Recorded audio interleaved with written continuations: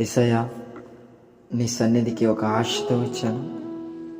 ఈరోజు నా జీవితంలో ప్రతికూలమైన పరిస్థితులు, అర్థం కాని సమస్యలు, పోరాటాల మధ్య నేనున్నాను. నన్ను ఒకసారి జ్ఞాపకం చేసుకో. నీవే విడిపించకపోతే, నీవే రక్షించకపోతే, నీవే మేలు చేయకపోతే, నీవే ఆశీర్వదించకపోతే నన్ను బట్టి నీ నామానికి చాలా అవమానం.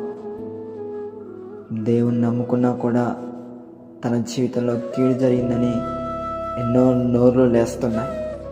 అయినప్పటికీ ఓపికతో, సహనంతో నీ వైపే చూస్తున్నాను.